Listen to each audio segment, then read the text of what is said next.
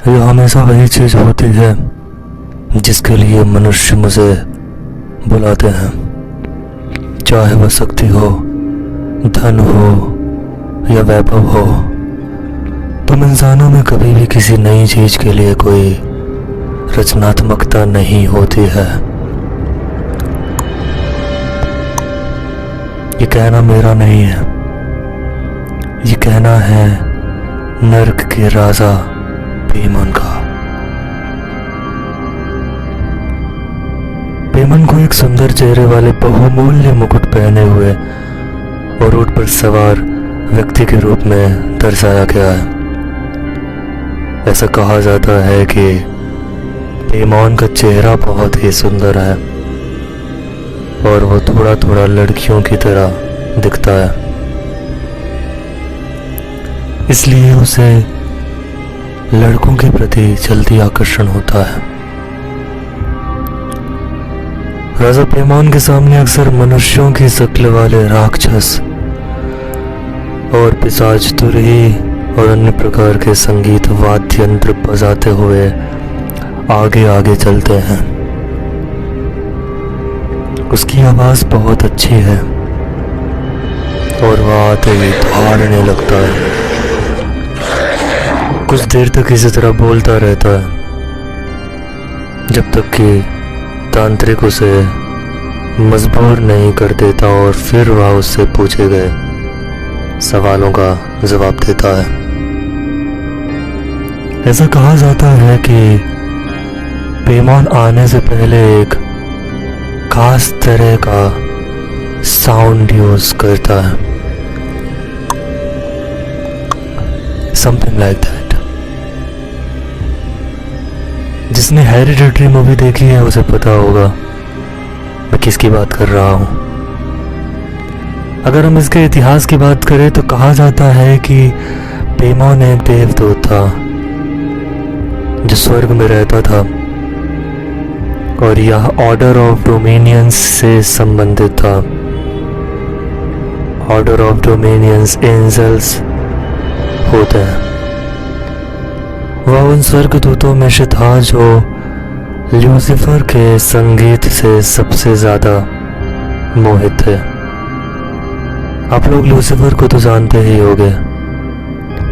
कहा जाता है ल्यूसिफर डीमन है।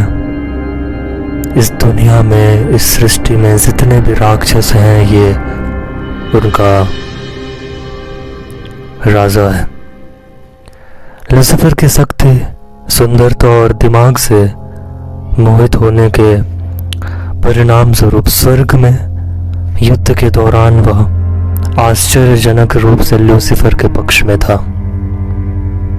लेकिन देवदूत हेजील द्वारा पराजित हो गया। पेमन उसे अन्य विद्रोही स्वर्गदूतों के साथ नर्क में डाल दिया गया।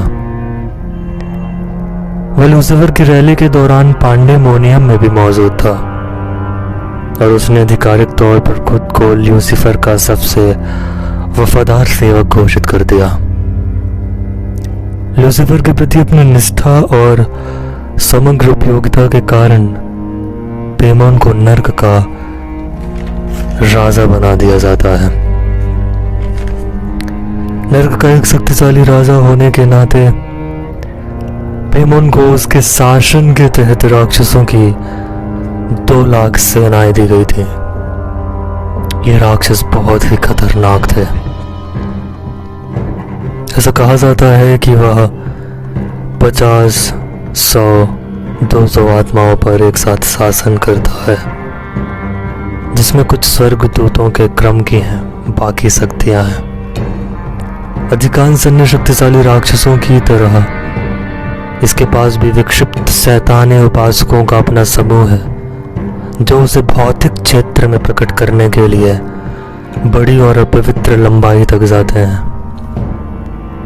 तुम्हें जानकर हैरानी होगी भाई कि ये उपासक और कोई नहीं, इंसान है।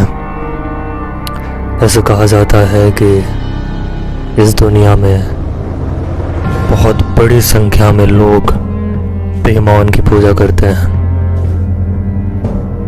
उसके उपासक चाहते हैं कि राजा पेमोन नस्वर संसार में प्रकट हो ताकि वे उन्हें धनवान और ज्ञानवान बना सके।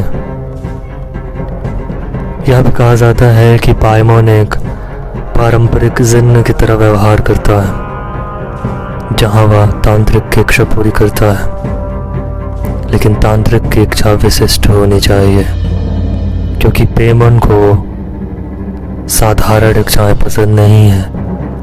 इच्छाएं अगर सामान्य हुई तो पेमोन तांत्रिक को मार भी सकता है। जब तांत्रिक इस राक्षस का आवाहन करता है तो उसे उत्तर पश्चिम की ओर देखना चाहिए, क्योंकि वही उसका घर है। तेज आवाज और तेज रोशनी उसे अधिक सक्रिय बनाती है, और कभी भी उसके घर की दिशा की बात तेज मत करना भाई। पाइमोन इंसानों के प्रति शत्रुता में एक निर्दयी प्रतिद्वंदी है। उसे इंसान पसंद नहीं है। वो दुर्भावना पूर्वक अपने पीड़ितों को गंभीर मनोवैज्ञानिक, शारीरिक और आध्यात्मिक पीड़ा देता है, जिसमें दर्दनाक घटनाओं का पुनर्निर्माण और साथ ही भयानक दृश्य और बुरे सपने भी शामिल होते हैं। तुम्हें भी तो डरावने सपने नहीं आते हैं रात में? पेमोन ऊर्जा से भरपूर है, आश्चर्यजनक रूप से बहुत ही मिलनसार भी हो सकता है। ये सभी गोएचिया राक्षसों में पेमोन की ल्यूसीफर के प्रति सबसे मजबूत वफादारी है। ऐसा कहा जाता है कि पेमोन ल्यूसीफर के लिए अपनी जान भी दे सकता है। कहा जाता है उसकी आवाज अस्वाभाविक रूप से तेज है। पेमोन सभी कलाएं, दर्शन और विज्ञान और गुप्त बातें सिखाता है। वह पृथ्वी, हवा, पानी सभी के रहस्यों को उजागर कर सकता है। पेमोन को बुलाने पर यदि वह आए तो उसे कुछ भेंट या बलिदान देना चाहिए। कहा जाता है कि पेमोन को बलिदान काफी ज्यादा पसंद है। इंसानों की मौत का बलिदान उसे प्रसन्न कर सकता है। हेरिडेटरी मूवी में पेमोन से जुड़ी बहुत सारी चीजें दिखाई गई हैं। यदि हमारी आज की कहानी राजा पेमोन की, और अगर आपने हेरिडेटरी नहीं देखी है तो यदि मेरी ये वीडियो आप तक पहुंच रही है तो हेरिडेटरी मूवी ज़रूर देखिए, क्योंकि लगता है राजा पेमोन यही चाहते हैं। मिलता हूँ अगले वीडियो में, तब तक ख्याल रखो।